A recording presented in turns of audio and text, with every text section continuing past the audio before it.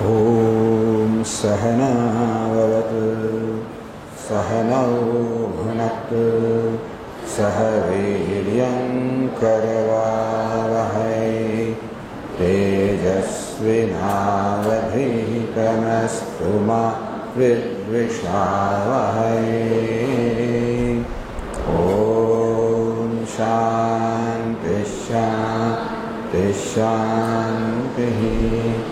ॐ पूर्णमदः पूर्णमिदं पूर्णात् पूर्णमुदच्यते पूर्णस्य पूर्णमादाय पूर्णमेवावशिष्यते।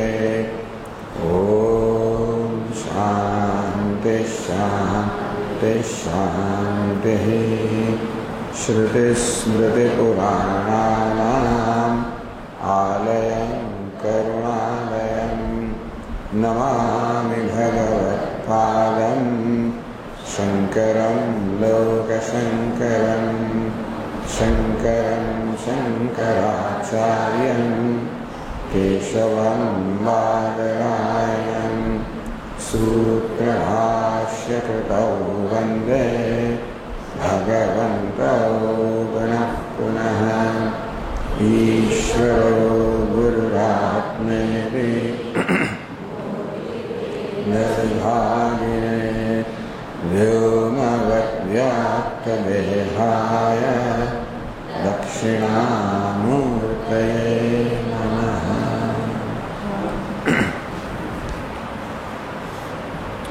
सिद्धिं विन्दति मानवः मानवः सिद्धिं विन्दति। विन्दति मेळवे छे, प्राप्त करे छे। सिद्धिं विन्दति सिद्धि प्राप्त करे छे। अर्थात मानव मनुष्य सिद्धि मनुष्य सफलता प्राप्त करे छे। तो भगवद्गीताना 18 अध्यायना एक श्लोक ने एक अंश है। भगवान के जो आम करे आ प्रकारे करे तो मनुष्य सफलता प्राप्त करे छे।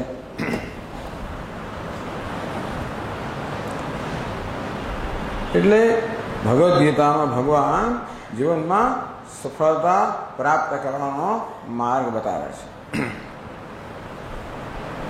ગઈકાલે આપણે ચર્ચા કરી કે સફળતા એ તો દરેક મનુષ્ય ઈચ્છે છે। કોઈને પણ નિષ્ફળતા સ્વીકારી નથી। દરેક વ્યક્તિ પોતાને સફળ જોવા જ ઈચ્છે છે।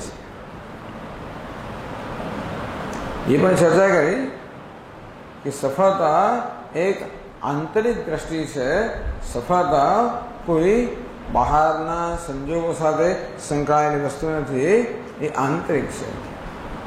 अंग्रेजी में कहिए तो सफलता ये कोई ऑब्जेक्टिव वस्तु नहीं, सब्जेक्टिव वस्तु है।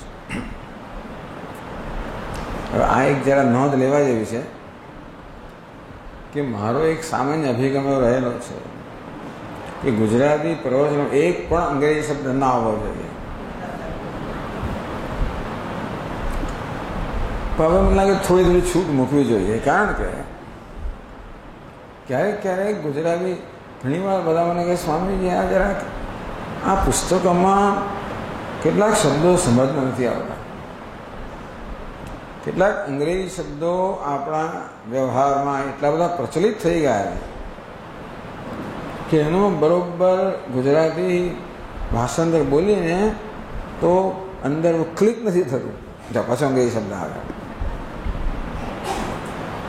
અર્થ સ્ફૂરતો નથી। ગુજરાતી તો બોલીશું જ આપણે, સાથે સાથે અંગ્રેજી શબ્દો પણ આપી દઈએ અને કદાચ કોઈ ગુજરાતી શબ્દ કંઈ સ્પષ્ટ ના થયો હોય તો ખ્યાલ આવી જાય। સબ્જેક્ટિવ અને ઓબ્જેક્ટિવ, आंतरिक અને બાહ્ય। આમ ગઈકાલે ચર્ચા કરી કે સફળતાને સામાન્ય રીતે બહારની ઘટનાઓ સાથે સાંકળવામાં આવે છે। બહારની કોઈ વસ્તુ પ્રાપ્ત થાય, ઈચ્છિત વસ્તુ પ્રાપ્ત થાય, ભૌતિક ધન સંપત્તિ જેની હોય ઈચ્છિત વસ્તુ પ્રાપ્ત થાય તો માણસ પોતાને સફળ માને છે। ખરેખર એમ કહેવું જોઈએ કે કારણ કે દુનિયા આવા માણસને સફળ માને છે, પણ માણસ આના દ્વારા પોતાને સફળ માને છે. દુનિયા સફળતાની જે પ્રકારની વ્યાખ્યા કરે છે ને એવો માણસ બનવા માંગતો હોય છે, જેથી પોતે સફળ થાય. પણ ગઈકાલે જે વાત કરી કે સફળતા કોઈ બહારની વસ્તુથી ખરેખર નક્કી ના કરી શકાય. એવો કોઈ નિયમ નથી કે હું ધનવાન બનું એટલે હું સફળ છું એવી મારામાં લાગણી જન્મે. અગત્યની વસ્તુ એ છે કે મારામાં આ પ્રકારની લાગણી જન્મવી જોઈએ કે હું સફળ છું. કમનસીબે આપણે દુનિયા આપણને શું કહે છે એને વધારે મહત્વ આપીએ છીએ, પણ આપણે આપણી જાત વિશે શું કહીએ છીએ એને મહત્વ નથી આપતા. એ જ મહત્વનું છે. મારા માટે જો સૌથી વધારે મહત્વની કોઈ વસ્તુ હોય તો મારા વિશેનો અભિપ્રાય એ જ સૌથી મહત્વનો છે. અત્યારે મારા વિશેના દુનિયાના અભિપ્રાયને હું ખૂબ મહત્વ આપું છું, અને દુનિયા મારા વિશે સારો અભિપ્રાય આપે એવો પૂરો પ્રયત્ન કરું, મરી જવું છે એના માટે. દુનિયા પાસેથી સ્વીકૃતિ, એક્સેપ્ટન્સ પ્રાપ્ત કરવા માટે, એમનો આદર, રિસ્પેક્ટ પ્રાપ્ત કરવા માટે હું પ્રયત્ન કરું છું. તો એની પાછળ ખરેખર તો મારા વિશેનો શું અભિપ્રાય છે એટલા પણ મહત્વનો છે કે અત્યારે કારણ કે હું પોતે મારો આદર કરતો નથી, પણ તમે મારો આદર કરો તો મને એમ લાગે કે હું આદરણીય છું, હું રિસ્પેક્ટેબલ છું, આદરણીય છું. ત્યારે તમે રિસ્પેક્ટ આપો, તમે આદર કરો ત્યારે. એટલે તમારો આદર મેળવવા દ્વારા છેવટે અગત્યની વસ્તુ શું છે કે હું મારી જાતને આદરણીય, ત્યારે મને આદરણીય લાગે તો મારી જાતને આદરણીય માનું, રિસ્પેક્ટેબલ માનું, તો મને મારો સ્વીકાર થાય, મને મારાથી સંતોષ થાય. એટલે અગત્યની વસ્તુ છે પોતાનાથી સંતોષ થવો.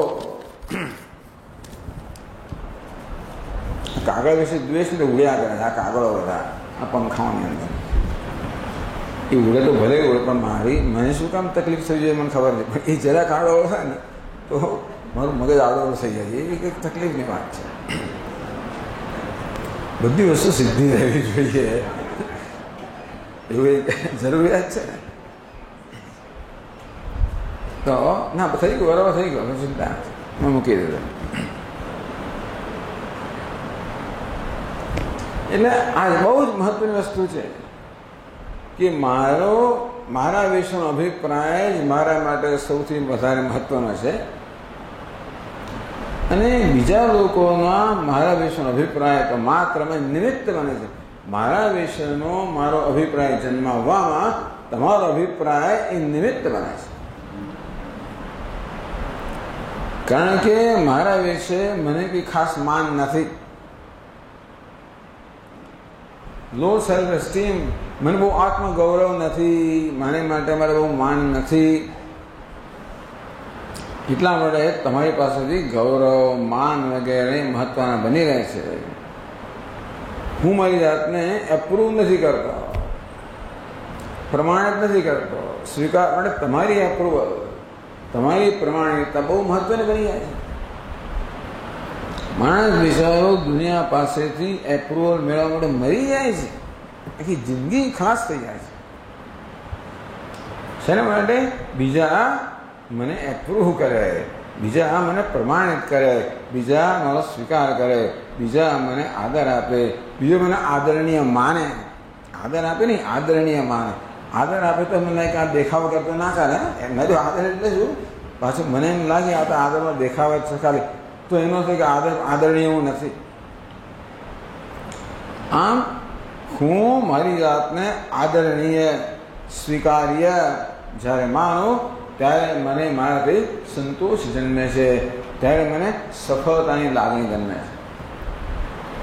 એટલે જ્યારે પણ મને હું સફળ થયો એવો અનુભવ થાય છે, ત્યારે જો આપણે અંદર નજર કરીએ તો શું જાણે છે ખબર છે?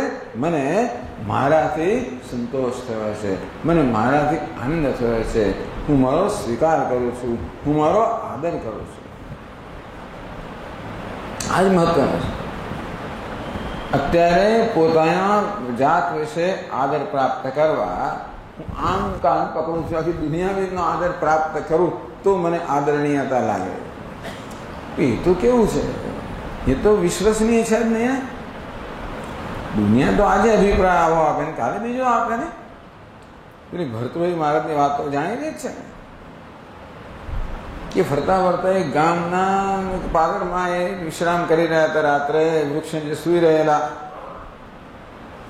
વહેલી સવારમાં પનિહારીઓ પાણી ભરવા જતી હશે. એક પનિહારી બહુ સ્માર્ટ હતી કે જોયું આ કોણ સુધો જ ખબર છે?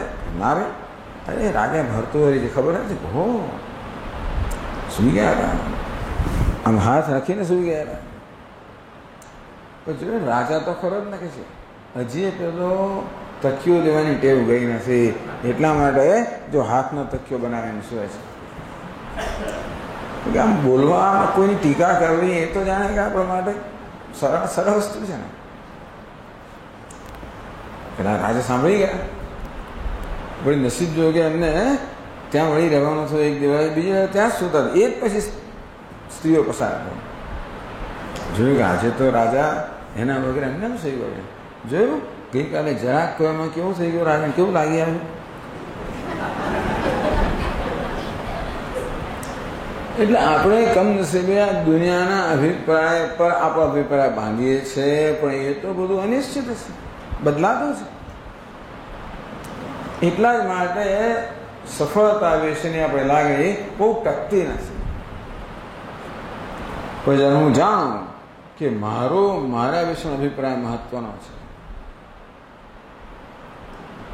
અને તો એટલે ભગવાન રીત બતાવે છે કે તું શું કરે જેથી તારા વિશેનો અભિપ્રાય જ સુધરે, ઉત્તમ બને. તું તારી જાતને આદરણીય જણાય એ માટે તારે શું કરવું? નસીબ જોગે વેદાંત સમજાવે છે તે પ્રમાણે આપણે તો આદરણીય છીએ જ. આત્મા સૌથી વધારે આદરણીય છે. સફળતા, પૂર્ણતા, સંતોષ તો આત્માનું પોતાનું સ્વરૂપ જ છે. આમ વેદાંતની ભાષામાં કહીએ તો સફળતા તો નિત્ય પ્રાપ્ત જ થયેલી છે. અને તો પણ દુનિયાભરમાં આપણે સફળતા શોધીએ છીએ. વેદાંત કે એનું કારણ શું? તો કે અજ્ઞાન એનું કારણ છે. સફળતા મારું સ્વરૂપ છે એ ન જાણતો હોવાના કારણે મારી જાતને હું અસફળ માનું છું, અપૂર્ણ માનું છું, અપર્યાપ્ત માનું છું, ઇનએડિક્વેટ માનું છું, અપર્યાપ્ત માનું છું. આમ મારા વિશે હું આવો અભિપ્રાય ધરાવું છું. અને પછી એ અભિપ્રાયને બદલવાનો સતત પ્રયત્ન. એક તો આવો અભિપ્રાય ધરાવું છું કે હું અસફળ છું, અને પછી મારા વિશેનો અભિપ્રાય બદલવાનો આપણે સતત સંઘર્ષ કરો છો. વેદાંત કે અભિપ્રાય જ ખોટો છે. સ્વયં તમે જે કહો એ કહો. હું જ્યારે આંખો બંધ કરીને મારી સામે જોઉં ત્યારે મને શું જણાય છે મારા વિશે? હું માનું છું હું તો અધૂરો છું ને પૂર્ણ છું એવું જ મને જણાય છે. તમે કહો છો કે હું પૂર્ણ છું, મને તો કઈ પૂર્ણતા જણાતી હતી. મને કઈ પૂર્ણતાના દર્શન થતા નથી. તમે કહો એટલે માની લેવું જુદી વાત છે. મારો અનુભવ તો થવો જોઈએ. ટૂંકમાં અભિપ્રાય ના અનુભવ જોઈએ.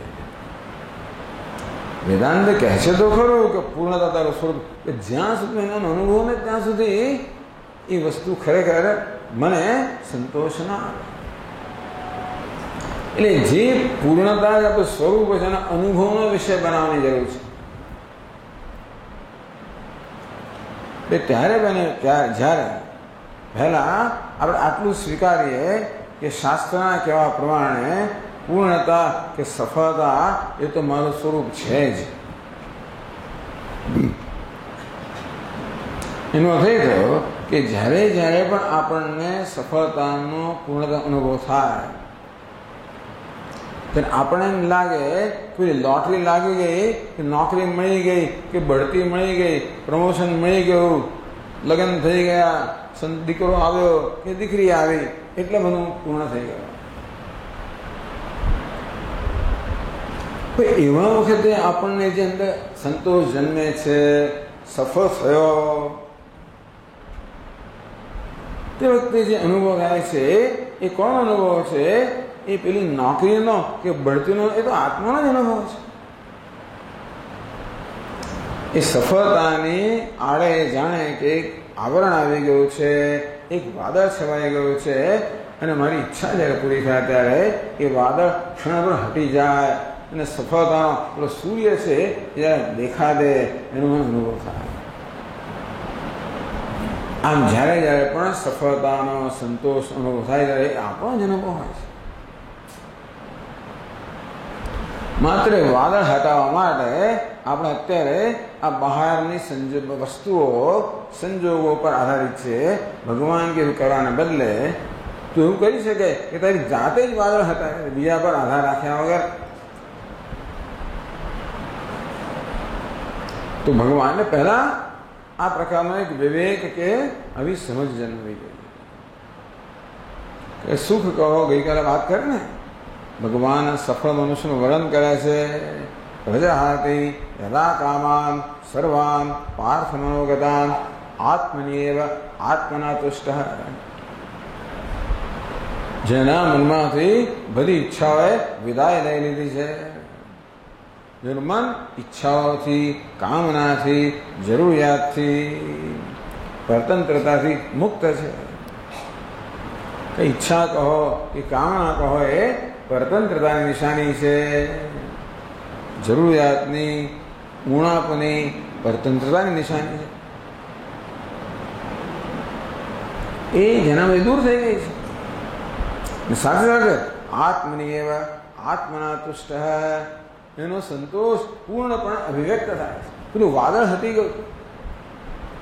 અત્યારે આપણો હૃદયમાં એક વાદળ છે જે પેલી પૂર્ણતાને સામાન્ય રીતે પ્રગટ થવા દેતું નથી, એને હટાવી નાખ્યું. આમ જીવનમાં સફળ થવા માટે આપણે શું કરવાની જરૂર છે? આપણી જાતે જ પેલું વાદળ હટાવવાની જરૂર છે. શેનું વાદળ? અસફળતાનું, પોતાના વિશેની લો સેલ્ફ એસ્ટીમ, આત્મગૌરવનો અભાવ. લો સેલ્ફ એસ્ટીમ એટલે કે આત્મગૌરવનો અભાવ, પોતાના વિશે આદરણીયતાનો અભાવ, પોતાના વિશે સન્માનનો અભાવ. એ કહ્યો છે એવું કરવું જોઈએ જેથી આપણને આપણા વિશે માન જન્મતું જાય. એવું કરવું જોઈએ જેથી આપણને આપણા વિશે આદર જન્મતો જાય, સન્માન જન્મતું જાય. તો ગીતા કહે છે કે એ માટે આપણને બહારની કોઈ વસ્તુની જરૂર નથી. કારણ કે જે સફળ મહાપુરુષનું ભગવાને વર્ણન કર્યું એ પ્રમાણે કહ્યું આત્મનેવ આત્મના તુષ્ટ. એ સ્વયં પોતાના વડે જ, પોતાનાથી જ, પોતાના વડે જ સંતુષ્ટ છે. એટલે કે પોતાના સંતોષ માટે એને પોતાના સિવાય કશાની જરૂર નથી.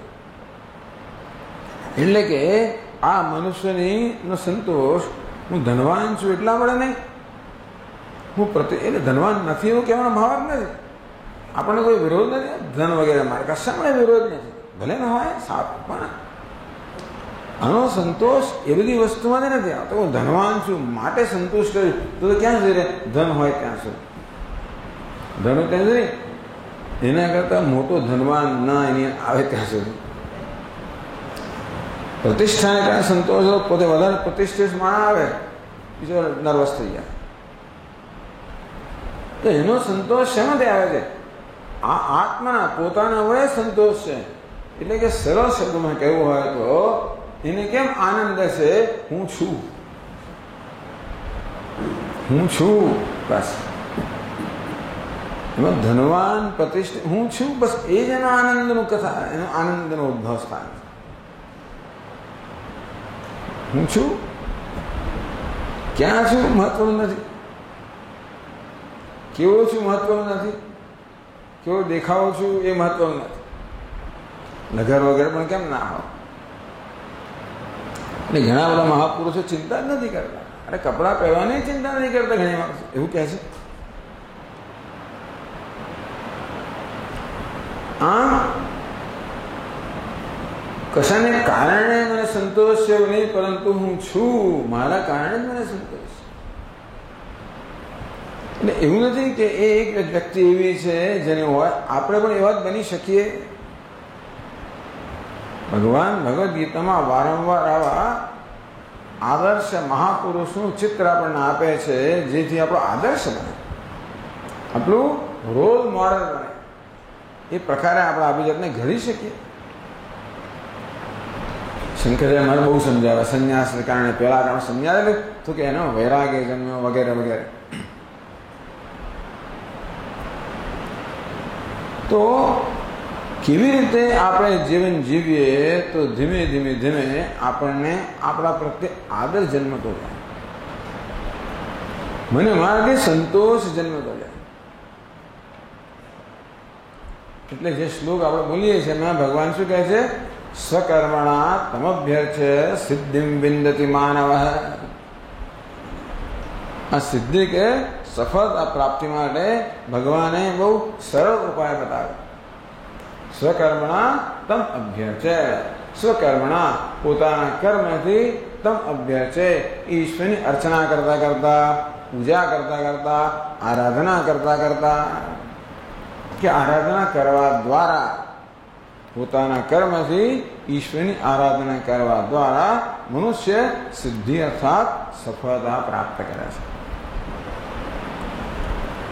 તમે કહ્યું કે સ્વામીજી સિદ્ધિનો તો આવો સફળતા કેમ કરો? કે ભગવાનની સિદ્ધિ શબ્દ બીજા કોઈ અર્થમાં વાપર્યો નથી ગીતામાં. ભગવાને ગીતામાં એવા બીજા પ્રકારની સિદ્ધિઓની કે વાત કરી નથી. આકાશમાં ઉડવાની, પાણીમાં ચાલવાની વગેરે ઘણી સિદ્ધિઓ છે, એ બધી ભગવાને વાત નથી કરી. એનો અર્થ એ થયો કે સફળ થવા માટે એ બધી જરૂરી નથી. હોય તો વાંધો નથી, પણ જરૂરી નથી. યોગ્ય શાસ્ત્ર પણ ઈચ્છે આ બધી વસ્તુઓ સામે ચાલીને આવે તો બરાબર છે, તમે એની પાછળ દોડશો નહીં. એની જાતે આવે તોય પણ ઘણા લોકો તો આદર ના કરે. યોગ શાસ્ત્ર કે આવે તો એમનો આદર ના કરશે. એટલે ભક્ત લોકો કે ને અષ્ટ મહાસિદ્ધિ આંગણી એવો બી મુક્તિ છે એમની દાસી રહે. આ મહાસિદ્ધિનો હિસાબ જ નથી. એ બધી કારણ કે એ તો ઉપાધિના સ્તર પર, શરીરના સ્તરે હોય, મનના સ્તરે હોય. આપણે જે શરીર કે મનના સ્તરની વસ્તુ કેવી હોય છે? એ શરીર પણ સતત પરિવર્તનશીલ છે, મન પરિવર્તનશીલ છે. એટલે એ સ્તરે જે બધી શક્તિઓ હોય એમાં પરિવર્તનશીલ તો ખરી જ ને. એક જ વસ્તુ એવી છે જે પરિવર્તન રહિત છે, અને તે છે આત્મા. ને એ સ્તરે જે પ્રાપ્ત થાય એ સ્થાયી હોય, શાશ્વત હોય. બાકી બધી વસ્તુ કેવી હોય? નશ્વર હોય. એટલે પહેલેથી કોઈ નશ્વર વસ્તુમાં આપણે રસ નથી. આ એક અગત્યની વસ્તુ છે. અર્જુને ભગવાને કહી દીધું કે ભગવાન મને આ રાજ્યમાં કશામાં રસ નથી. મને આખી પૃથ્વીનું નિષ્કંટક રાજ્ય મળે કે સ્વયં આધિપત્ય મળે તો મને રસ નથી. કારણ કે એ વસ્તુ આ મારા અસંતોષને, મારા વિષાદને દૂર કરી શકવાના નથી. અભી ત્રૈલોક્ય રાજ્યસ્ય કિન્નો હેતુ મહી કૃતે. અરે ત્રણેય લોકનું રાજ્ય મળે તોય શું? તો પૃથ્વીના રાજ્યનો શું હિસાબ? જે આપણે તો બહુ દૂર છે ને, આખું રાજ્ય મળીએ તો આપણે બધું ભૂલી જઈએ. આ બધી વાત તો આપણે કરીએ, પણ કોઈ એવું આપે પ્રલોભન તો કદાચ આપણે ચાલ આ પહેલા તો જોઈ તો લઈએ, પછી જોઈ લઈશું. એવું થાય ખરું? નચિકેતાએ જ્યારે યમરાજા પાસે આત્મજ્ઞાનની માગણી કરી ત્યારે યમરાજા ચકાસવા માંગે કે જુઓ તો ખરા, એ જ્ઞાનની બધી વાતો તો કરે છે પણ એનામાં એની કિંમત છે ખરી કે બોલવા ખાતર બોલે છે? એટલે યમરાજાએ ઘણા બધા પ્રલોભ, એક તો એને નાસીપાસ કરવાનો પ્રયત્ન કર્યો કે તારું કામ નહીં આવે તો નાનો બાળક છે, આ દેવતાઓના જ્ઞાન પ્રાપ્ત થાય નહીં, તારો શું હિસાબ? દેવતાઓ હજી બિચારા એ વિષયની અંદર સંઘર્ષ કરી રહ્યા છે, એમનો પત્તો પડ્યો નથી. તારો શું હિસાબ? જો દેવતાઓનો પત્તો ના પડ્યો તો મારે ખાસ જોઈએ તો બહુ મહત્વની વસ્તુ છે. એમણે કે સારું તો જો હું તને આટલું બધું આપું તો જ્ઞાનની વાત છોડ. ટૂંકમાં બધા પ્રકારની આ લોકની પરલોકની બધી જ ભૌતિક સિદ્ધિઓ યમરાજાએ નચિકેતા સમક્ષ ધરી દી લઈ જતો. ભાઈ આ આત્મજ્ઞાનની વાત તો છો એ તો ના જ છોડું અને આ તો ના જ જોઈએ. આ બે સાથે રહી એ તો કે આ બે સાથે રહી ના શકે. આ બધી વસ્તુઓની ઈચ્છા અને જોડે આત્મજ્ઞાનની ઈચ્છા એ સાથે રહી જ ના શકે. મળે એ તો મને ના એવું આપણી પાસે રાખો.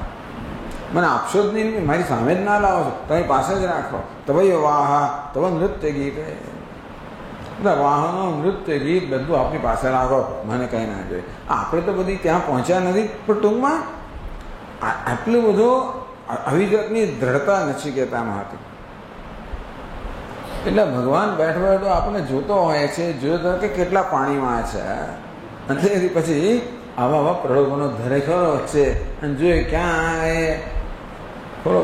એટલે તુલસીદાસ મહારાજ કહે કે માયા એટલે એમને જ્ઞાનના માર્ગમાં ભક્ત લોકોને મુશ્કેલી લાગે કે જ્ઞાની લોકો હોય છે ને આ માયા એવી છગની છે, એટલે ટૂંકમાં છગનારી છે કે ભરભરા લોકોને મોહમાં નાખે. જ્ઞાનીનામ આપે ચેતાંશી દેવી ભગવતી સા બલાદ આકૃષ્ય મોહાય મહામાયા પ્રયચ્છતી. આ મહામાયા કેવી ભલભલા જ્ઞાની લોકોની પણ બુદ્ધિને મોહિત કરી નાખે. એટલે આ તો માત્ર એક થોડો ચેતવણીનો સૂર કહ્યો કે આપણે સાવધાન. શ્રસ્ય ધારા નિશિતા દુરત્યા દુર્ગમ પથસ્તત કવયો વદંતી કે આ તો ખાણાની ધાર જેવો માર્ગ છે એમ કરીને આપણે ડિસ્કરેજ કરવા માટે નહીં, આપણને કોઈ આપણો ઉત્સાહ દૂર કરવા માટે નહીં, નિરુત્સાહ કરવા માટે નહીં, ખાલી ચેતવણી આપવા માટે, સાવધાન કરવા માટે. એટલે પણ એ તરત નહીં બને. હજી આપણા મનમાં આ બધી ભૌતિક વસ્તુમાં ખૂબ આકર્ષણ છે, તરત નહીં જતું રહે. તો જેમ જેમ એક આંતરિક આકર્ષણ જન્મ છે ને તેમ તેમ તેનું બહારનું આકર્ષણ જશે, એમ સિવાય નહીં જાય. ટૂંકમાં આપણે ભગવાને બતાવી પ્રકારની જીવન રીતિ જેમ જેમ જીવનમાં ઉતારીશું તેમ તેમ અંદરની પેલી સમૃદ્ધિ, જેમ સમૃદ્ધિ એટલે સંતોષ પ્રગટ થતો રહેશે, તેમ તેમ આ બહારની બધી સિદ્ધિઓ માટેનું આકર્ષણ આપોઆપ ઓછું થતું રહેશે. એ ખરી પડશે. આપણા છોડવાથી કશું છૂટતું નથી, એ ખરી પડે. આપણે અહીંથી ઉપર ઉઠીએ, ઘર ઉપર ઉઠીએ, જે વસ્તુ આપણે બહારથી મળે છે એ જ વસ્તુ અંદરથી પ્રાપ્ત કરતા જઈએ. આપણું મન તો માખી જેવું છે, એને તો ભાઈ મધ જોઈએ, એને તો મીઠાશ જોઈએ, અંદર ના મળે તો બહાર જવાનું જ છે. અંદરથી આપણે એને અંદરની મીઠાશ પ્રાપ્ત કરાવીએ તો પછી એ બહારના આકર્ષણથી મુક્ત થાય.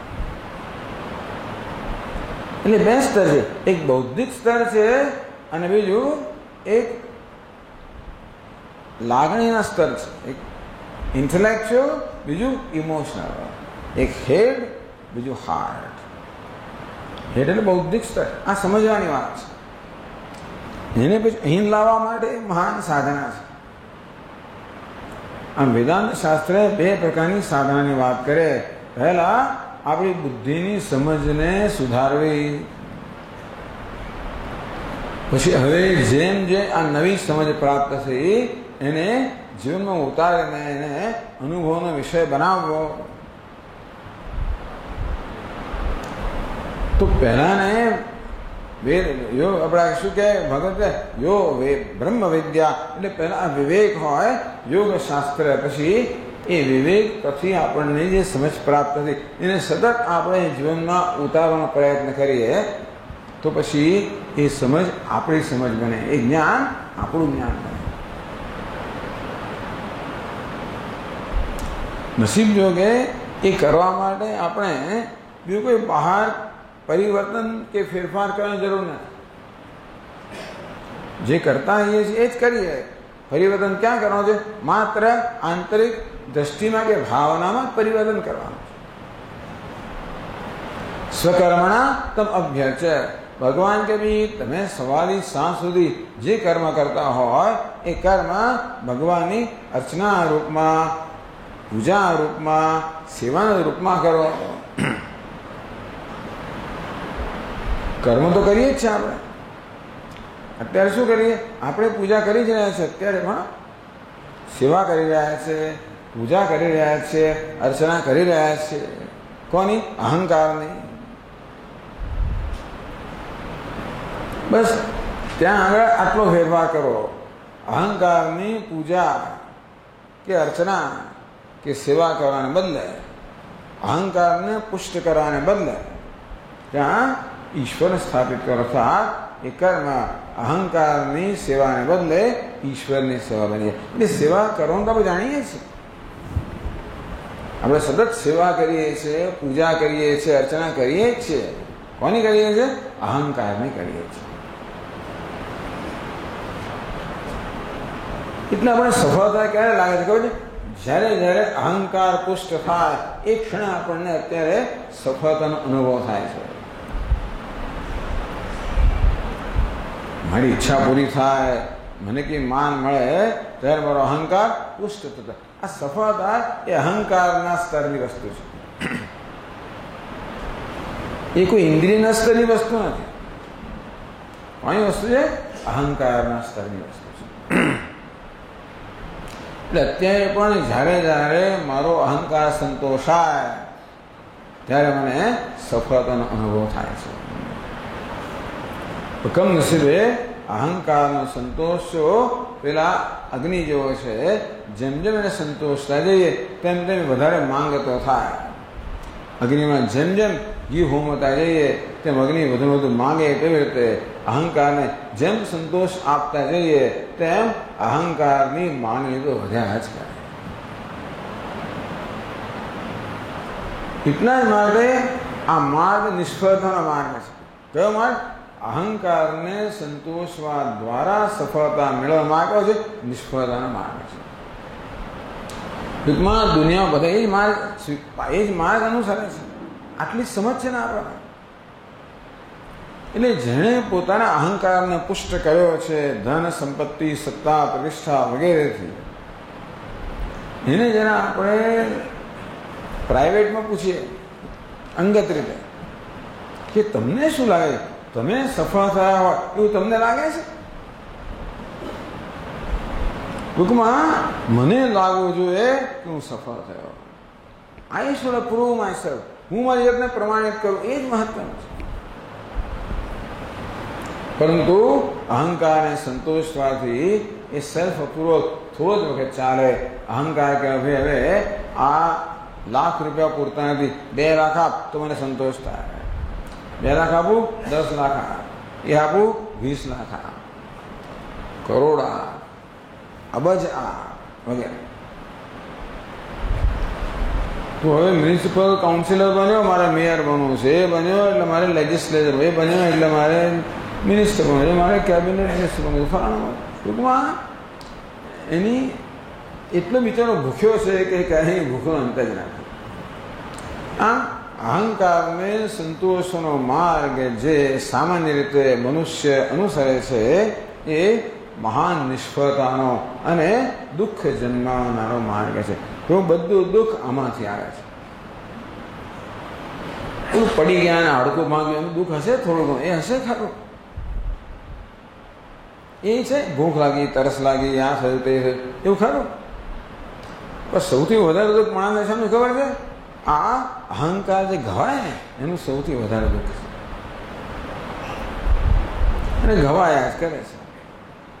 એની માંગણી વધ્યા જ કરે, એ પૂરી ન થાય એટલે ઘવાયા જ કરે. એને વધારે આપે, એની માંગણી વધે, પૂરી ના થાય એટલે ઘવાયા કરે. અહંકાર ઘવાયા જ કરે છે.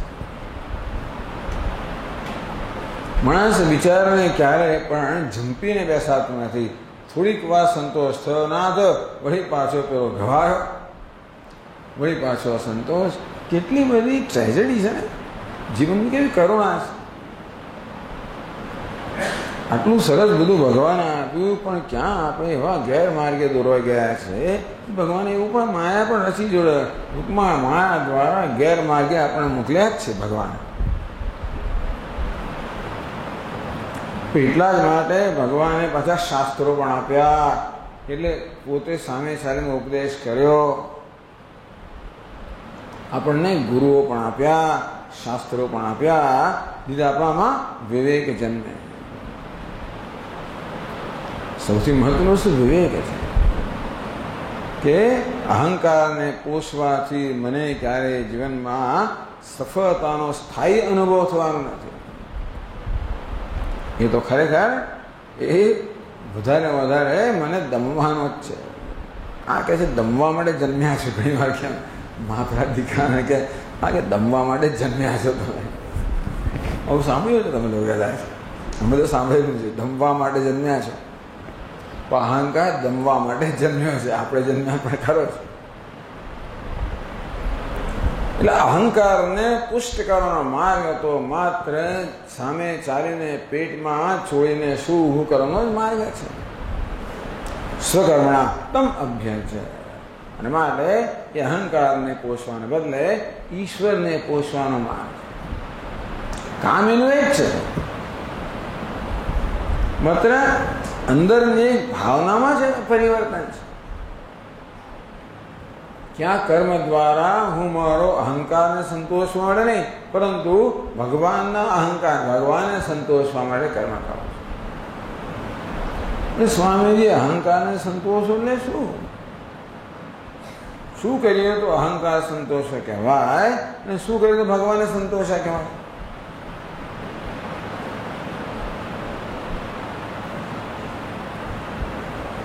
તો અહંકાર જે માગણી કરે છે એને આપણે રાગ અને દ્વેષ કહીએ છીએ, એને સ્વાર્થ કહીએ, એને સંકુચિતતા કહીએ. અહંકાર કેવો છે? એકદમ સંકુચિત છે. અહંકાર જેટલો મોટો એટલો સંકુચિત વધારે. અહંકાર જેટલો મોટો એટલો બીજાનું એમાં સ્થાન ઓછું. એટલે સંકુચિતતા એ અહંકારનો સ્વભાવ છે, વિશાળતા એ ઈશ્વરનો સ્વભાવ છે.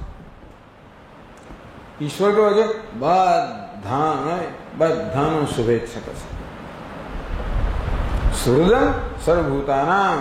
ગીતા ભગવાન કહે કે હું સર્વનો સુહૃદ છું, શુભેચ્છક છું, હિત કરનારો છું. ભગવાન બધાનું હિત કરનારા છે. આપણે ભગવાન સ્વામીજી બધા હિત કરો તો આપણું થાય શું? વાત સાચી છે, બધાનું હિત કરવું આપણા પરવડે એવું નથી. અત્યારે એવું લાગે છે આપણે ભગવાનને પરવડે એવું છે. કેમ? ભગવાન સર્વજ્ઞ, સર્વશક્તિમાન, સર્વવ્યાપી, પૂર્ણ છે, મળે બધું પરવડે. ટૂંકમાં બીજાનું હિત કરવા દ્વારા ભગવાને કશું ગુમાવવાનું નથી, માટે બીજાનું હિત કરવું એને પરવડે. આપણે બીજાનું હિત કરવા જઈએ તો આપણે કેટલું ગુમાવવું પડે, એટલે આપણે ના પરવડે એવું લાગે છે આપણને. એટલે કે આપણે આ ઉપદેશ સાંભળીને એકદમ ઝંપલાવાના નથી. અંદર જ્યાં સુધી આપણને થોડીક સલામતી નહીં અનુભવાય ત્યાં આપણે ઝંપલાવાના નથી. ભગવાનને શું તારે શું? તારું બધું આખું જગત તારું છે. નાના વાપ્તવ્યમ. ભગવાન કે ત્રણેય લોકમાં એવું કશું નથી જે મને પ્રાપ્ત ના હોય, અને તેથી વ્રત એ છતાં હું તો કર્મ કરું તો કરો જ ને, પણ બધાની સેવા કરું જ ને. યદી એમ હું જો કામ ના કરું તો આખી દુનિયા અટકી જાય. તમને પરવડે, અમને ના પરવડે. એવું આપણે માનીએ છીએ. ભગવાન કે એવું નથી. જે હું છું તે જ તું છે. આ બહુ મોટી વસ્તુ છે ને પાછી. ભગવાન કે જે હું છું તે જ તું છે. શું વાત કરો તમે? ક્યાં સર્વજ્ઞ, સર્વશક્તિમાન, સર્વવ્યાપી, અને ક્યાં હું આ, ક્યાં રાજા ભોજ, ક્યાં ગાંગોતરી, ક્યાં કઈ સરખામણી ક્યાં થાય? કે ના, માત્ર તારા અને મારા વેશમાં જ ફેરફાર છે. આજ મારી કરામત છે. તને ખબર નથી કે તારા વેશમાં હું જ છું. કે જો આ તારો વેશ મેં પહેલા સર્જ્યો અને પછી એ વેશમાં મેં જ પ્રવેશ કરેલો છે. એવું શું કામ કરું? બસ મજા લીલા લોકવત્તુ લીલા કૈવલ્યમ. ભગવાન એટલે ઉપનિષદ કે ભગવાને આ જગતનું સર્જન કર્યું, આ બધા ખોળિયાઓ સર્જ્યા, આ બધા વેશ સર્જ્યા અને પછી એણે એમાં પ્રવેશ કર્યો. એટલે કે અત્યારે જ્યાં બિચારા અહંકાર રૂપે જીવાત્મા રૂપે આ બિચારો દીનહીન આવા માણસ વર્તી રહ્યો છે, એ કોણ છે? ભગવાન છે. અર્જુનને ખબર નથી કે નર અને નારાયણ વાસ્તવમાં એક જ છે. અર્જુનને ખબર નથી એટલે બિચારો પીડાય શોકગ્રસ્ત છે. એટલે આ વસ્તુ પણ એક સમજવાની છે કે આપણે આપણી જાત વિશે માનીએ છીએ એવા આપણે નથી. ભલે એક રીતે જોવા જઈએ તો આપણે તુચ્છ છીએ, ના નથી. એક દ્રષ્ટિ જોઈએ તો આપણે તુચ્છ છીએ, આપણો કોઈ વિશાળ નથી, એ પણ હકીકત છે. પણ બીજી દ્રષ્ટિએ જોવા જઈએ તો આપણા સમાન કોઈ નથી. You are unique, there is no one like you. આપણા સ્વામીજી કે તું તો અજોડ છે, અદ્વિતીય છે, તારા સમાન કોઈ નથી.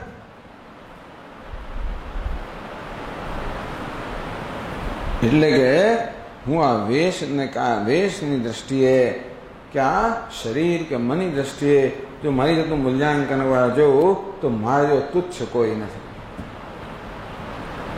ભલે ને ગમે તેવો હો, ભલે ને બધો રાજા હો ને ગમે તેવો પ્રેસિડેન્ટ હો, તો આપણે તુચ્છ જ છે. ક્યાં દુનિયાની દ્રષ્ટિએ આપણે શું હિસાબ?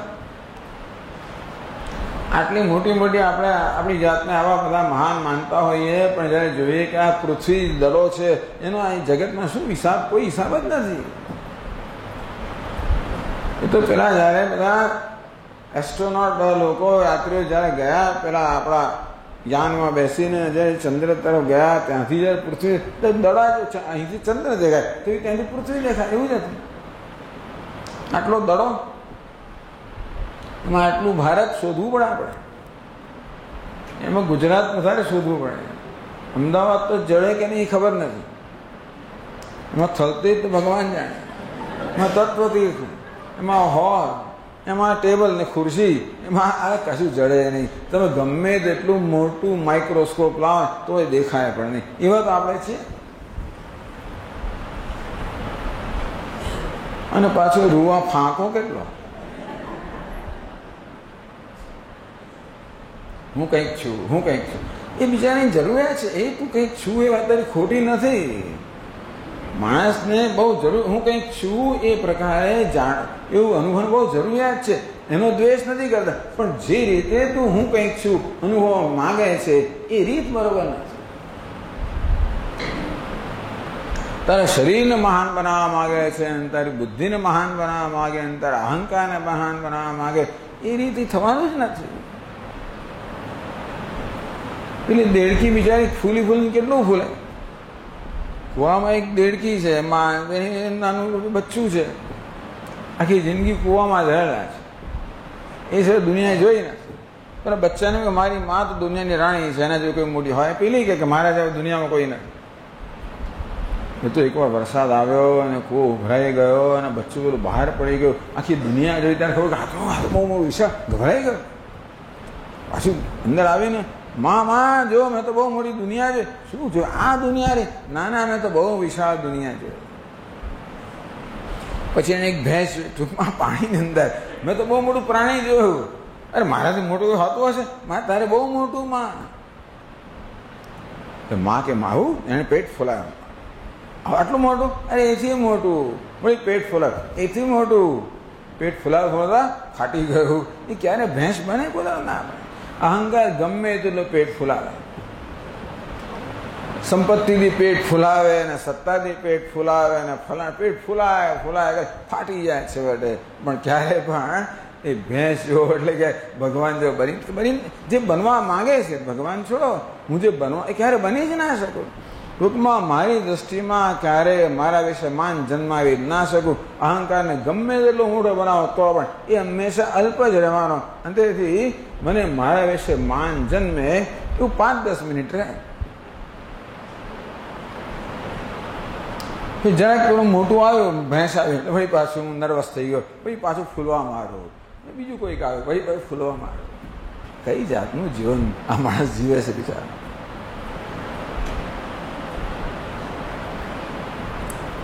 એટલે આ કેવું જીવન છે? અહંકારને સંતુષ્ટ કરવાનું જીવન. દુઃખ સિવાય બીજું કંઈ જ નથી આમાં ખરેખર.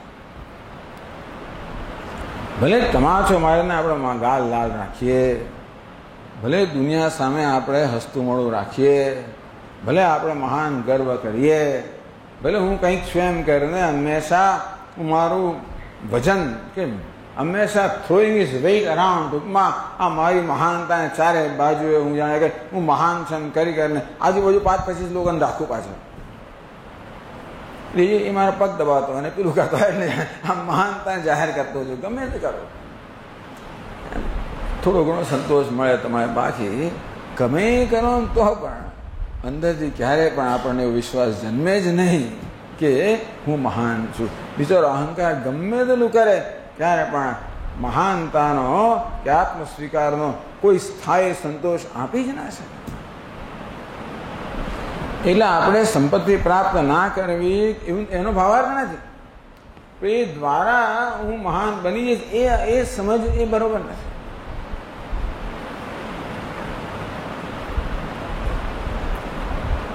સ્વકર્મણા તમ અભ્યર્ચ. ભગવાન કે પોતાના કર્મથી કર્તવ્ય કર્મથી ઈશ્વરની અર્ચના કરતા કરતા. એટલે આખો એક ભગવાન એક જુદો જ અભિગમ આપે છે. દુનિયામાં ક્યાંય આ વસ્તુ તમને જડે જ નહીં ખરેખર. આ પ્રકારની સ્પષ્ટતા સમજ દુનિયામાં ક્યાંય ના મળે. એટલે જેવી ગીતામાં મળતી હોય. બસ મોટી મોટી વાતો બહુ કે એવા શબ્દોમાં વાતો કરે બીજા બધા સંપ્રદાયો કે આપણે બહુ, પણ સરળ સીધી વસ્તુઓ જે છે ને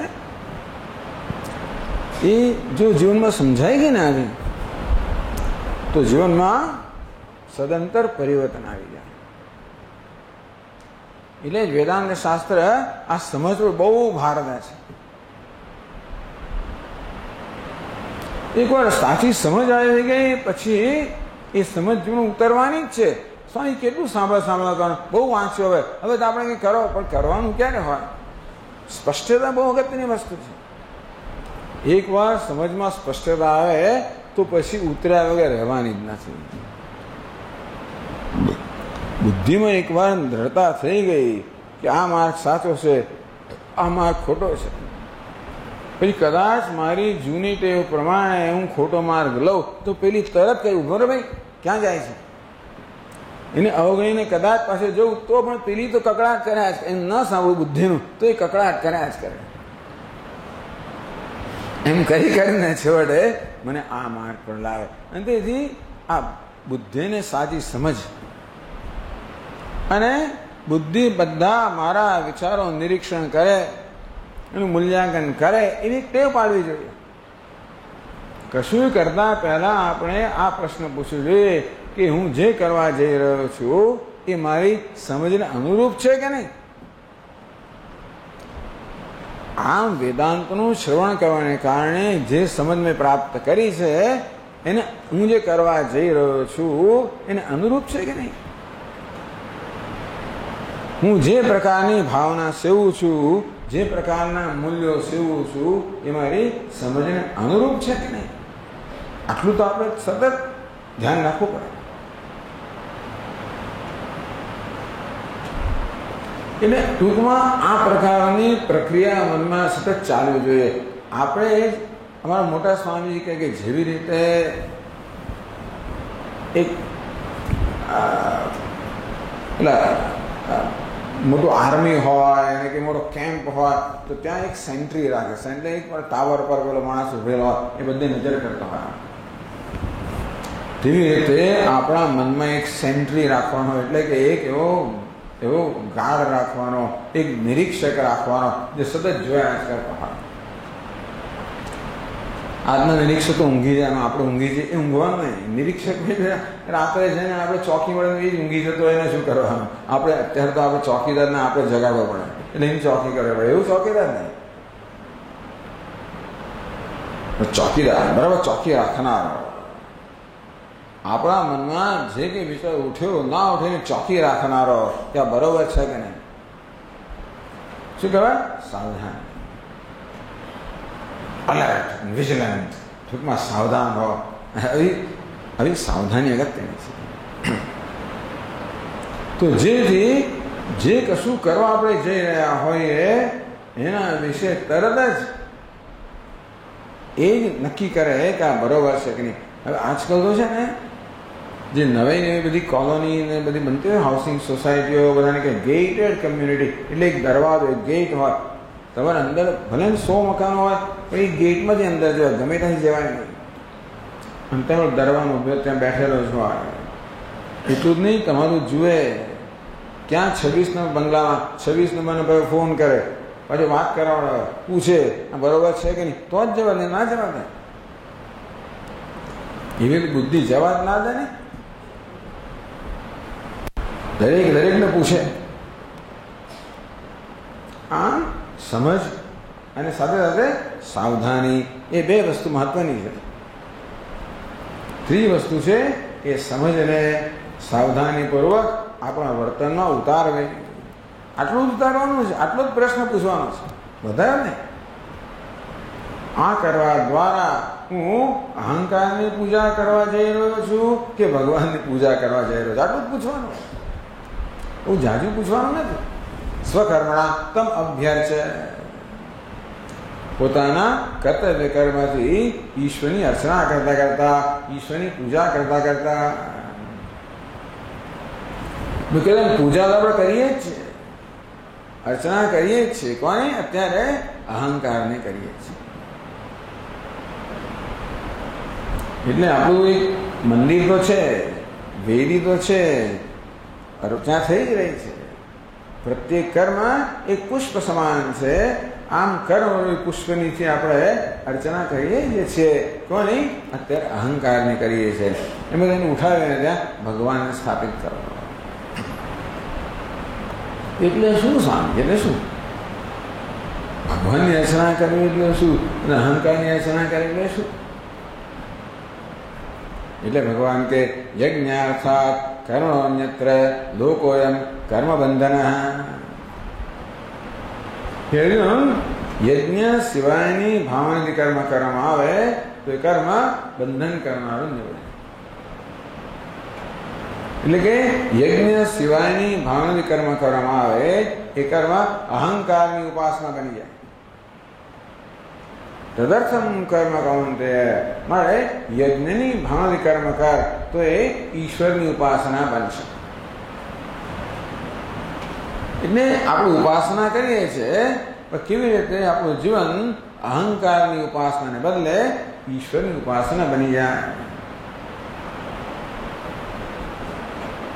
યજ્ઞાર્થાત. એના માટે ભગવાન કે યજ્ઞની ભાવનાથી કર્મ કરવું જોઈએ. ભગવાન કે જો હું સતત યજ્ઞ કરું છું, ટૂંકમાં શક્ય હોય તે રીતે આપણે ભગવાન જેવા બનવાનો પ્રયત્ન કરવો જોઈએ. ભગવાન જેવા બનાય સ્વામીજી. ભગવાન તો ટચલી આંગળે ગોવર્ધન ધારણ કરે. એ તો મારે તો ઈંટ પણ ધારણ નથી થતી. હું કેવું ભગવાન જેવા બનો? એવી રીતે નહીં. એવો વાત નહીં કરવાની. કૃષ્ણ ભગવાનનો વાત કરવો જ નહીં, કોઈ દિવસ ના કરવો. 16 અધ્યાય 108 રાણીઓ કોઈ દાડો કોઈ પત્તો લાગે નહીં. ત્યાં ટૂંકમાં એમને એવી રીતે વાત નહીં કરવાની. એ ટચલી હંગે ગોવર્ધન ધારણ કરે, પેલા નાગ ઉપર નૃત્ય કરે, એવા ધંધા આપણે ટૂંકમાં એવા એવી જાતના તો કે જોખમ આપણે ખેડવા નહીં.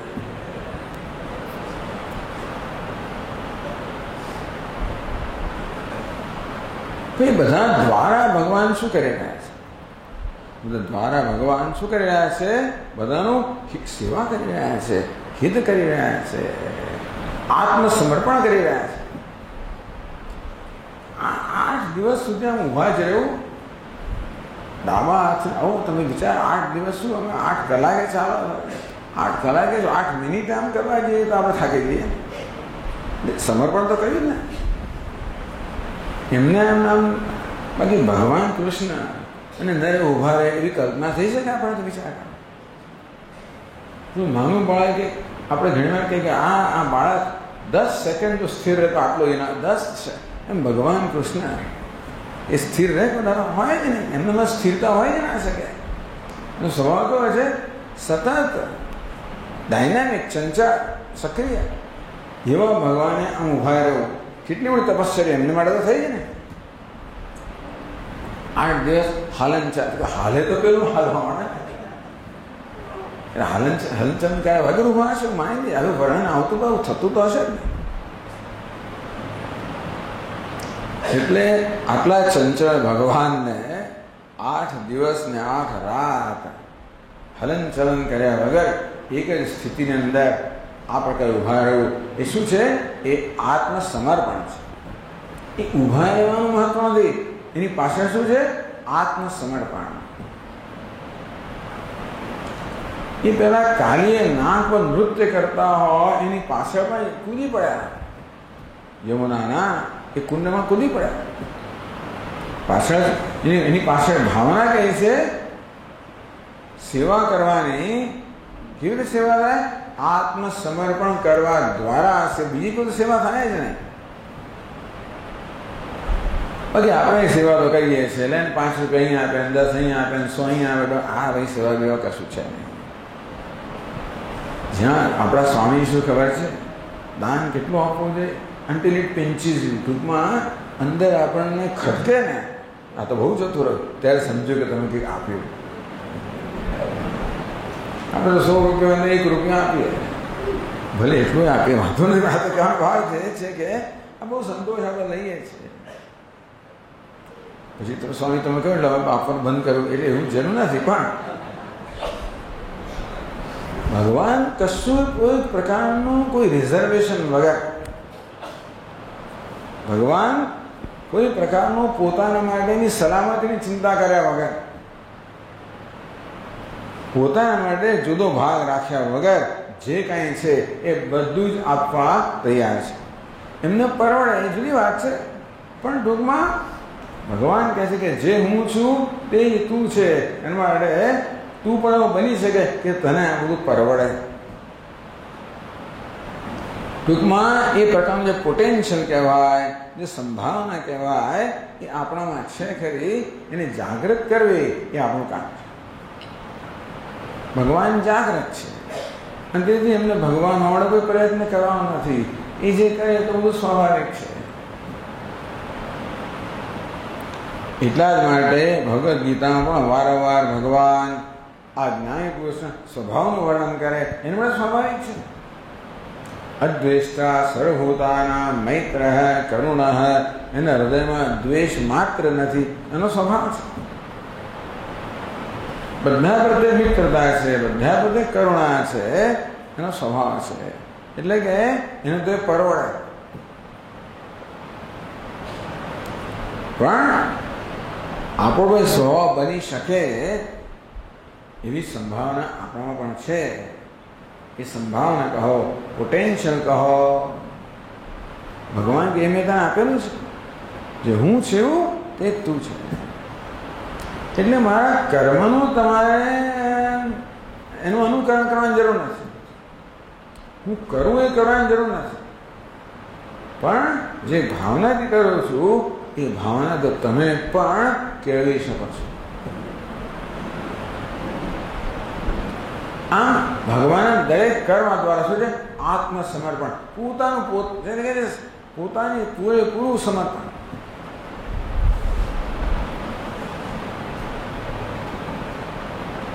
સર્વભજતિ મામ સર્વભાવેન ભારત.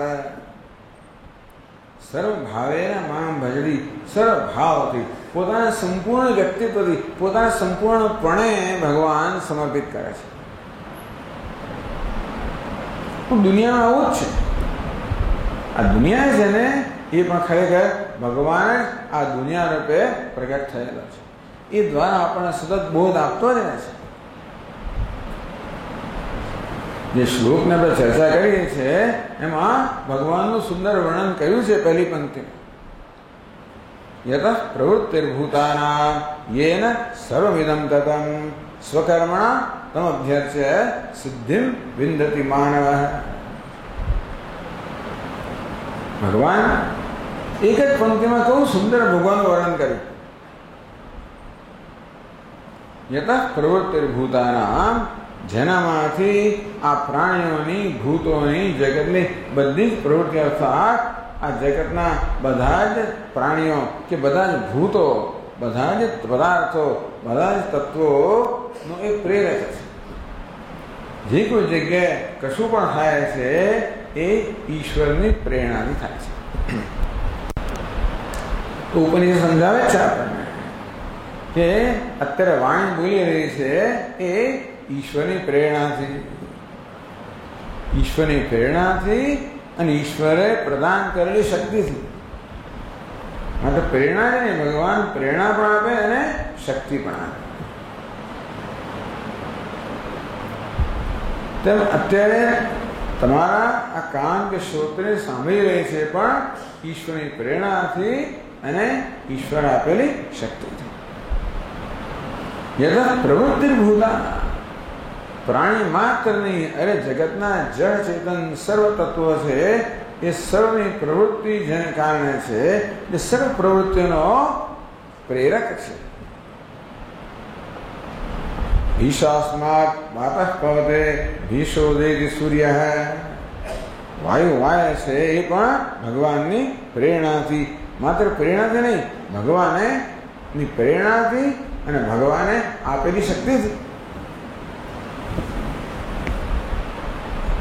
અગ્નિ તો કે બાળે છે, પ્રકાશિત કરે છે ભગવાનની પ્રેરણાથી, ભગવાને આપેલી શક્તિથી, મહત્વનો શક્તિથી.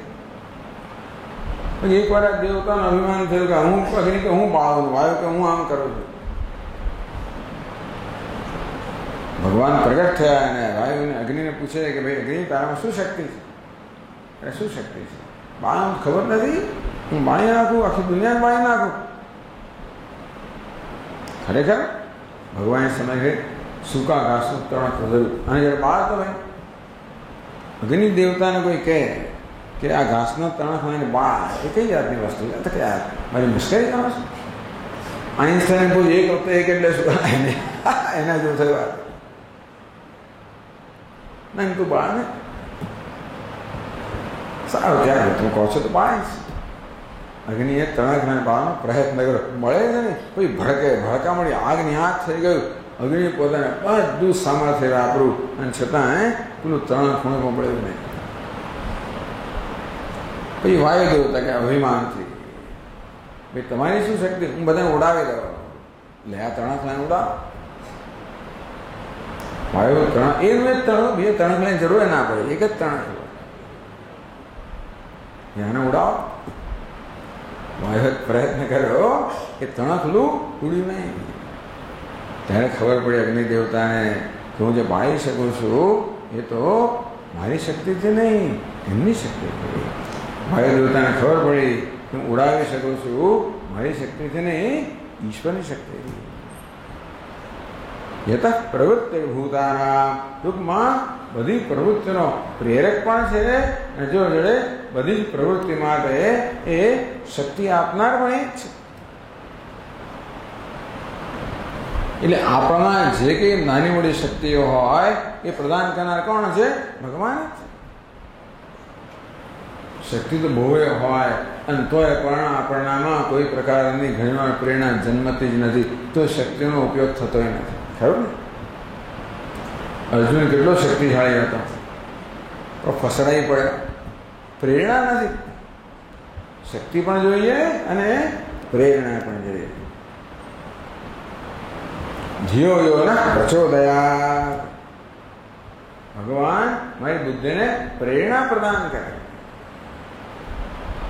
બુદ્ધિમાં શક્તિઓ તો બહુ છે બધી, જો શું જોઈએ? પ્રેરણા પણ જોઈએ. તો ભગવાન શું ભગવાને બધું કર્યું આપણા માટે, બધું તૈયાર કર્યું. બુદ્ધિ બુદ્ધિમતામ અસ્મિ, બુદ્ધિમાનની બુદ્ધિ હું છું. ટૂંકમાં બુદ્ધિમાં જે કઈ શક્તિઓ છે એ ભગવાને આપી અને જોડે બુદ્ધિમાં એ શક્તિઓનો પ્રયોગ કરવાની પ્રેરણા પણ ભગવાન આપે. ક્યારેક પ્રેરણા હોય તો શક્તિ ના હોય, શક્તિ હોય તો પ્રેરણા ના હોય. હજુનો શક્તિ જેવું પ્રેરણા નથી. તો ભગવાને કેટલું બધું કામ કર્યું. વિચાર કરો, પોતાના ભક્તના કેટલા મોટા હિતેચ્છ છે. અર્જુને કહ્યું ગીતાના પરા ભગવાન મારું યુદ્ધ થતું નથી. એ ભલે કે યુદ્ધ નહીં કરું, પણ અર્થ શું થાય? યુદ્ધ કરવાની મારામાં એ ક્ષમતા જ નથી, શક્તિ જ નથી. તો જાણે કે નિર્વીર્ય બની ગયો છે. બધી શક્તિ ભગવાનને આપેલી છે, પણ એનામાં કોઈ પ્રેરણા નથી, ઉત્સાહ નથી. ભગવાને કેટલા સેંકડો શ્લોકોનો ઉપદેશ એને કર્યો. શેના માટે? એના પ્રેરણા જન્મે એટલા માટે. આવું કોઈ કરે? આપણી પાસે કોઈ આવે મદદ માંગવા તો અડધો કલાક વાત કરી, 1 કલાક કરી, 2 કલાક, પછી ઘેર જતું હતું.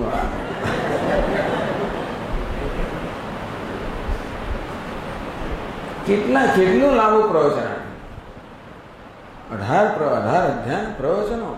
આ બધી વસ્તુ બહુ સમજવા જેવી છે ને. કેટલી દાજ હશે એમના મનમાં. આનું કલ્યાણ થવું જોઈએ. તમે બેસો ભાઈ, એનું તમે શું રહી ગયા છો? પણ હું રહી ગયો છું. એનું કલ્યાણ કર્યા વગર હું રહી ગયો છું એવું એમને લાગે છે. આપણો આખો કલ્યાણનો રસ છે. બીજા થાય તો ખરો, ના આવે તો કશું નહીં. ભગવાન કે નહીં ભાઈ, એનું કલ્યાણ થવું જોઈએ. સર્વ ભજતીમાં સર્વભાવે એને ભારત. એ સર્વભાવથી ભગવાન ભજન કરે છે અથવા સેવા કરે છે. એક વાર કહ્યું તોય સમજ ના પડી, પાછો પૂછે, પછી બીજી વાર કહ્યું, પાછી સમજ ના પડે, ઉલટું સુલટું સમજે, પૂછે, પાછું. આપણે તો એને આટલી સમજ અક્કલ બંધ, જરાય ધીરજ ગુમાવે. છેક 18મા અધ્યાયમાં પ્રશ્ન કર્યો, જરાય ધીરજ ગુમાવે. સેવા કેવી રીતે થાય એનું ભગવાન પોતે ઉદાહરણ પૂરું પાડે છે ને. એટલે આટલો બધો લાંબો ઉપદેશ કર્યા પછી પાછા મોટે ઉપાડે ભગવાન પૂછે કે તને સમજ પડી છે તો ખરી ને? આ બધું પ્રવચન મેં જે આપ્યું તે બરોબર સાંભળ્યું તો છે ને? એટલે એ તમારે જોવાનું ભાઈ, તમે બરોબર સાંભળ્યું છે ને? સાંભળ્યા પછી સમજ તો પડી છે ને? તારા બધા સંશય જતા રહ્યા છે ને? તારા મોહ દૂર થઈ ગયો છે ને? કેટલી બધી એમને દાહ છે. એટલે માત્ર આપી દીધા એમને સંતોષ નથી. એ આપવા દ્વારા જે પ્રયોજન સિદ્ધ થવું જોઈએ એ ન થાય ત્યાં સુધી કરવાની એમની કમિટમેન્ટ છે. ટૂંકમાં ત્યાં સુધી તૈયાર છે. આમ કમિટમેન્ટ, નિશ્ચય છે, પૂરો તૈયારી છે કે આનું કલ્યાણ થવું જોઈએ. આવી ભાવના હોય તો જ જે કર્મ કરવું એ અર્પણ થાય. નહીતર માત્ર અર્પણ કરવું એટલે કશું આપવું, એની પાછળની જે પ્રકારની ભાવના છે એ ભગવાન આપણને બતાવે. ઉદાહરણ રૂપે જે કશું પણ ન કરે એ બધાની પાછળ સર્વભાવે એને ભારત. તમે શરણ ગચ્છ સર્વભાવે એને ભારત. એ ભાઈ અર્જુન, તું સર્વભાવથી, તારા સમગ્રપણાથી એને તું એનું શરણાગત, એને સમર્પિત થાય. એટલે કે તું તારી જાતને સમર્પિત કર. હવે જ્યારે ભગવાનને અર્જુન માટે આટલી બધી દાજ છે, આટલું બધું કરવા તૈયાર છે, એવું ક્યારે બને? જ્યારે એમને પોતાના માટે કોઈ પ્રકારની ચિંતા નહીં હોય ત્યારે જ ને. એમાં પોતાના વ્યક્તિગત લાભની કોઈ ગણતરી નહીં હોય ત્યારે જ ને. એમને શું મળવાનું છે? આ બધું કરવા દ્વારા એમને કશું મળવાનું છે? કોઈને એમ કહેતો અર્જુનને સ્વામીજી એ તો અર્જુન પાસે યુદ્ધ કરવા માંગે છે માટે. અરે ભાઈ, અર્જુન શું યુદ્ધ કરવાના? સ્વામીજી અર્જુન યુદ્ધ ના કરે તો ભગવાનનું કામ કોણ કરે? પોતાનું કામ કરવા માટે અર્જુન તૈયાર કરીને, અરે એ શું કામ કરવાનું? વાયુ ને અગ્નિના સૂર્યના ચંદ્રના બધા શું એ કામ નથી કહે છે, તો આ કોણ શું કામ કરવાનું હતું? તેની શક્તિ છે કે દુનિયા ચાલે છે એને વળી આ એક આવું યુદ્ધ જીતવું તો કઈ મોટી વસ્તુ છે? એને જીતેલું છે. અર્જુને કહી દીધું ને કે ત્યાં તો મારા વડે હણાઈ જ ચૂકેલા છે. તને માત્ર યશ મેળવવા વાળા પછી કેટલી બધી એમને કેટલી દાહ છે કે તને યશ મળવો જોઈએ. કામ પોતે કરે અને યશ પેલાને મળે. મય વહી તે નિહિતા પૂર્વમેવ, કેટલો બધો એમની દાહ છે, કેટલો બધો પ્રેમ છે અને કેટલી બધી દુઃખમાં કેટલી એને માટે એમને પ્રેમ જ કહેવાય, બીજું શું કહેવાય? ક્યાં સુધી પહોંચે છે? બધું કામ એમણે કર્યું. મય વહી તે નિહિતા પૂર્વમેવ નિમિત્ત માત્ર ભવ સભ્ય સાચન. અર્જુન બધા મારા વડે હણાઈ ચૂકેલા છે, તારે કશું કરવાનું જ નથી. તો હણાયેલા છે અને હણાયેલા છે એને જ હણવાના છે. તો એવું શું કામ મારે કરવાનું જેથી દુનિયા માનશે કે ત્યાં બધા પર વિજય પ્રાપ્ત કર્યો, ઇતિહાસમાં તારું નામ લખાશે. હું તો સારથી છું, હું તો કંઈ કરતો જ નથી ને. એમણે તો શસ્ત્ર પણ નહીં ધારણ કરવાનું પ્રણ લીધેલું, એટલે મેં તો કંઈ કર્યું જ નથી. એટલે એવું પણ લીધું અમે. એ શસ્ત્ર ધારણ કરે એ લડે તો લોકો બધા અર્જુનને યશ મળે જ નહીં ને. યશ કોને મળો છે? અર્જુન મળો. હનુમાનજી કે સીતાજી કે અત્યારે કહો હું તો અમને લઈ જવા, કોઈની જરૂર નથી, હું લઈ જઉં તમને સીધો ભગવાન પાસે. આ માથા પૂછું હોય. પણ જામવાને કહ્યું તું એવું ના કહીશ ભાઈ, તું કહીશ તો ભગવાન શું કરે છે પછી? યશ તો ભગવાનને મળવો જોઈએ ને, કીર્તિ એમને ગવાવી જોઈએ. એટલે કેટલું બધું સમર્પણ હનુમાનજીના પક્ષે કે પોતે જે કરી શકે છે એ ન કરે, જેથી બધો યશ કોને જાય? ભગવાનને. ભગવાન તો એથી ચડી ગયા. એમણે તો કર્યું ખરું બધું, અને છતાં એવી રીતે કર્યું જેથી બહારથી એમ લાગે કે અર્જુને બધા અજય યોદ્ધાઓ પર વિજય પ્રાપ્ત કર્યો. દ્રોણમ છે, ભીષ્મં છે, જયદ્રથમ છે, કર્ણ તથાન્યા યોધ વીરાન મયા હતાંસ્ત્વમ જહિમા રતિષ્ઠા. તું જરાય ચિંતા ના કરીશ, જરાય ભય ના રાખીશ. આ દ્રોણ હોય, ભીષ્મ હોય, કર્ણ, જયદ્રથ, આ બધા લોકો મયા હતા, બધા મેં બધાને હણી નાખે, ચિંતા ના કરે. જય માં રતિષ્ઠા. તું ભાઈ તું વ્યથા ના કરીશ, તું દુઃખ ના લગાડીશ, શોક ના કરીશ. એ નથી ગમતો એમને. પોતાનો ભક્ત શોક કરે એનું જોવાતું નથી એમને. કેમ એને મુક્ત કરવો? કેટલી દાહ છે. આમ ભગવાન હવે તો ઉદાહરણ આપી રહ્યા છે. વર્ત એવ ચ કર્મણિ નમે પાર્થાસ્ય કર્તવ્યમ ત્રિષુ લોકેષુ કિંચન નાનવાપ્તમ અવાપ્તવ્યમ વર્ત એવ ચ કર્મણિ. અર્જુન તું મારી સામે તો જો. ભગવાન કે હે અર્જુન તું શ્રેષ્ઠ પુરુષ છે, પણ તારા આચરણનું બીજા બધા અનુકરણ કરશે. યદ્યદા કરતે શ્રેષ્ઠ તત્તદેવે કરો જન. જેવું શ્રેષ્ઠ પુરુષ આચરણ કરે એવું જ બીજા બધા આચરણ કરે. બધા લોકો અનુસરણ કરવાના છે. એક ઉદાહરણ છે ભગવાન. અરે હું જ ઉદાહરણ છું, મારે કશું કરવાની જરૂર નથી. બધું થઈ ગયેલું છે. ત્રણેય લોકમાં કશું નથી જે મારું ના હોય. હું જ સમજ છું, અને છતાં પણ સતત કામ કરું છું. તો ભગવાન ઊંઘે નહીં. આપણે એમ લાગે કે ઊંઘી જાય તો જગત ઊંઘી જાય ને. ભગવાન ઊંઘવાનું ના પાલે, આપણને ના પાલે. ભગવાન ઊંઘી જાય તો જગત ઊંઘી જાય. વર્ત એ વજે કર્મણી. આ જગત ક્યારે ચાલે? હું જાગ્રત હોઉં ત્યારે ચાલે. જાગ્રત હોઉં, સક્રિય હોઉં, પ્રેરક હોઉં, શક્તિ પ્રદાન કરનાર હોઉં, સતત આ પ્રકારે હું આવી રીતે આચરણ કરું ત્યારે જગત ચાલે.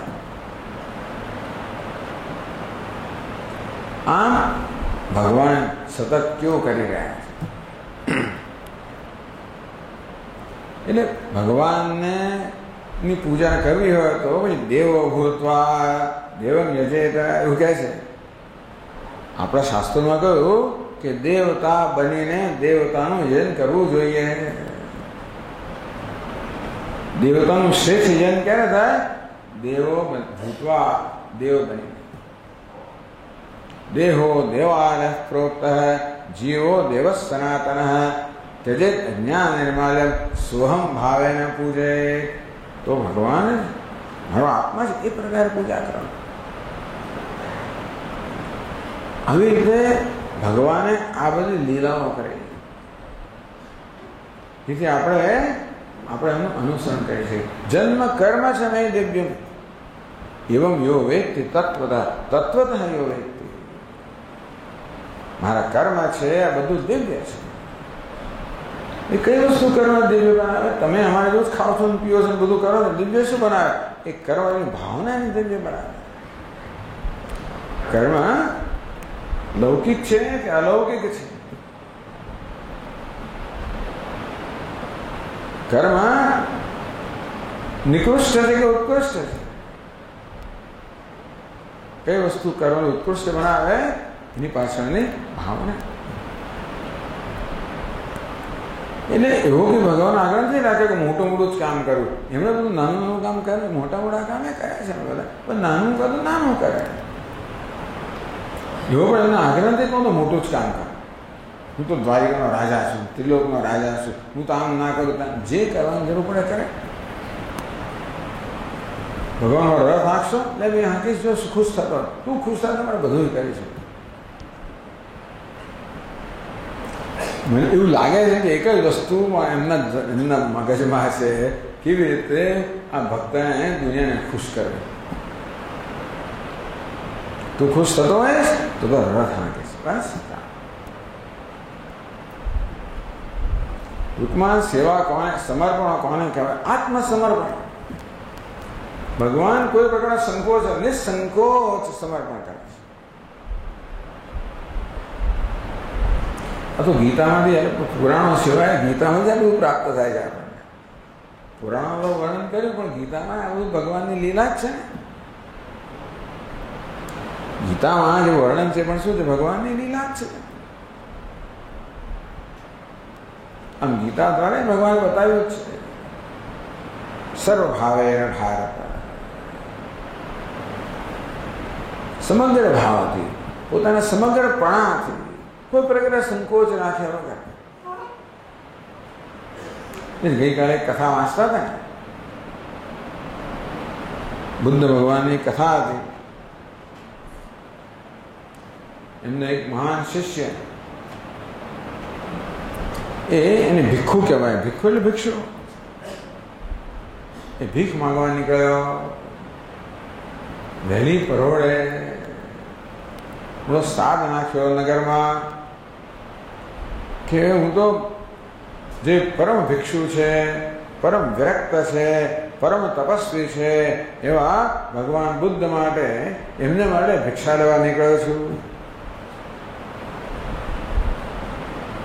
કોઈ છે આપનારું?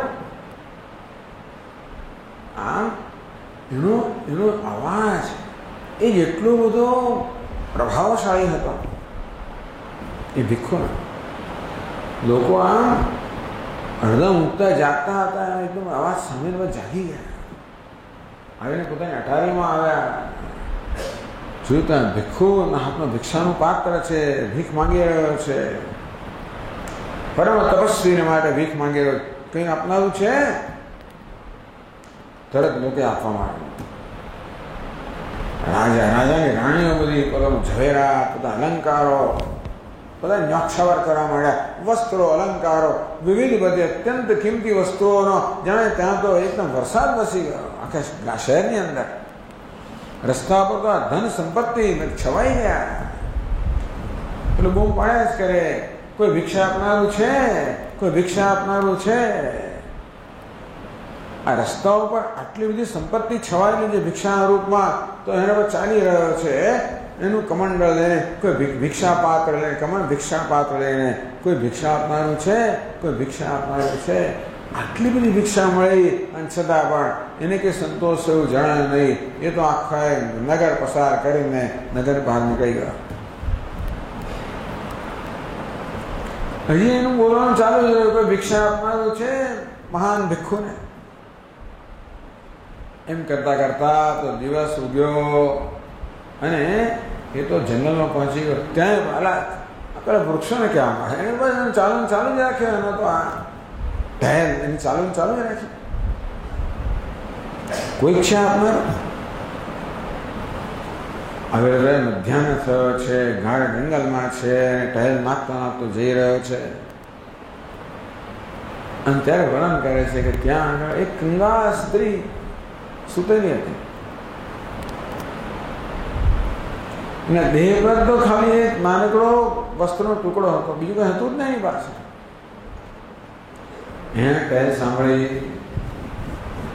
કે હા મારી પાસે કંઈ આપવાનું છે કશું આપવાનું મારી પાસે છે. પણ આપવા માટે એ સ્ત્રીએ પછી ઝાડની વૃક્ષની પાછળ છુપાઈ ગઈ, હાથ લાંબો કર્યો અને પોતાનું એકનો એક વસ્ત્ર, એ નાનો ટુકડો જેની પોતાની લાજ ઢાંકતી હતી, એ વસ્ત્ર એને આવી રીતે આમ ઝાડની ઓથેથી બહાર કાઢ્યું અને પેલા એના ભિક્ષા પાત્રમાં ફેંકી. હવે પેલો ટહેલ નાખતો બંધ થયો. હા, આજે મને સાચી ભિક્ષા મળી. બસ આ એમના ભિક્ષા પાત્રનું અર્પણ કરીશ. ત્યાં જઈને એમણે આપ્યું. એટલે આટલી ઝવેરાતો મળી, આટલી ધન સંપત્તિ, પણ આને સંતોષ ના થયો. અને આવા તદ્દન નાના રસના ટુકડાથી સંતોષ થયો. સર્વભાવે એને ભાર. કોઈ પેલા સંકોચ વગર આપણે આપીએ ખરા, પણ મારું બધી તજવીજ કર્યા પછી,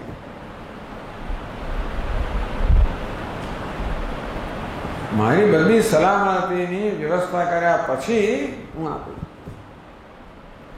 અને કોઈ પ્રકારના સંકોચ વગર, પોતાનું શું થશે અને કોઈ પ્રકારના સંકોચ વગર, સર્વભાવે ભારત.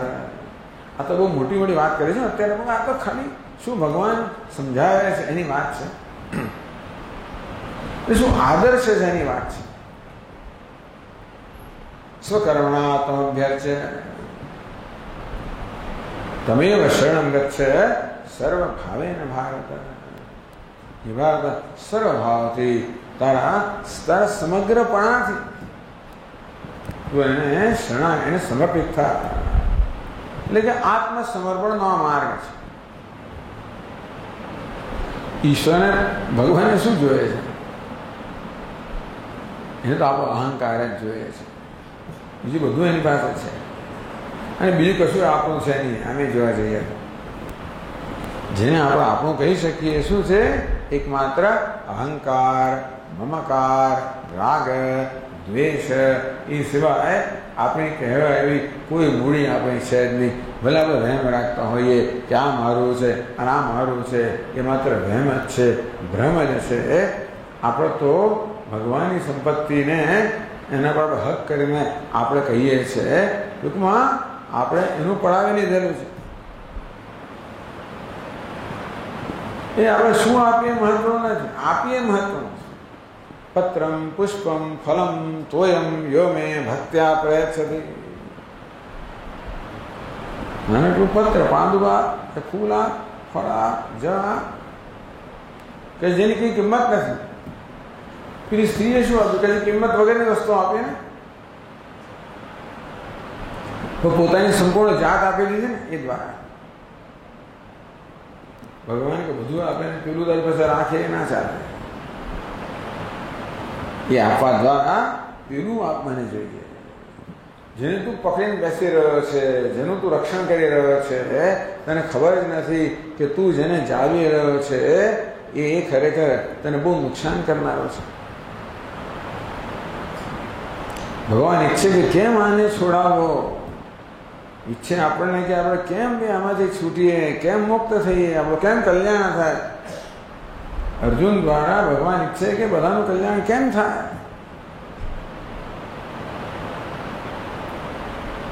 કે જો તને ખરેખર દુઃખ આપનારી કોઈ વસ્તુ હોય તો એક જ વસ્તુ છે, તારો અહંકાર, મમકાર, જે રાગ અને દ્વેષમાં, મારામાં, તારામાં, સંકુચિતતામાં, સ્વાર્થમાં પરિણામે છે, એ મને જોઈએ છે. બાકી બધું તારી પાસે રાખ. અને એને બીજું શું જોઈએ ને? એને કે એ ભૂખ્યો ઓછો છે, ભલે આપણે ચઢાવીએ બધું નૈવેદ્ય, સારું જ છે. એ ઓછો, એની ભૂખ કે આપણે સંતોષી શકવાના નથી. ભૂખ્યો હોય તો એની ભૂખ જરાય નથી ને ભૂખ તો પૂરેપૂરી છે, તો આખી દુનિયાને જમાય ત્યારે એની જમે ત્યારે એની ભૂખ સંતોષાય એવું સંભવ નથી. પણ ટૂંકમાં ભગવાન કે તું જેને બહુ મૂલ્યવાન માને એ મૂલ્યવાન વસ્તુને આપ. આપણો સૌથી મૂલ્યવાન વસ્તુ કઈ છે? આપણો અહંકાર જ સૌથી મૂલ્યવાન છે. એ અહંકાર, મમકાર, રાગ અને દ્વેષ આ જ મૂલ્યવાન વસ્તુઓ છે. બસ એ મને આપ. સ્વકર્મણાત્મભ્ય છે સિદ્ધિમ વિંદતિ માનવ. એ આપણને એક માધ્યમ ભગવાને બતાવ્યું, એક નિમિત્ત બતાવ્યું કે કર્મ મને સમર્પિત. પણ એ કર્મ શું બને છે? માત્ર માધ્યમ છે, નિમિત્ત છે. એ દ્વારા પોતાની જાતને સમર્પિત કરે. આમ આત્મસમર્પણ ભગવાને માર્ગ બતાવ્યો છે. એના માટે સિદ્ધિમ વિંદતિ માનવ. એ દ્વારા મનુષ્ય સિદ્ધિ પ્રાપ્ત કરે છે, સફળતા પ્રાપ્ત કરે છે. ચલો આપણે આવતીકાલે ચર્ચા ચાલુ રાખશું. ઓમ પૂર્ણમદ પૂર્ણમિદં પૂર્ણાત પૂર્ણમુદચ્યતે પૂર્ણસ્ય પૂર્ણમાદાય પૂર્ણમેવાવશિષ્યતે. ઓમ શાંતિ શાંતિ શાંતિ. હરિ ઓમ. શ્રી ગુરુભ્યો નમઃ. હરિ ઓમ.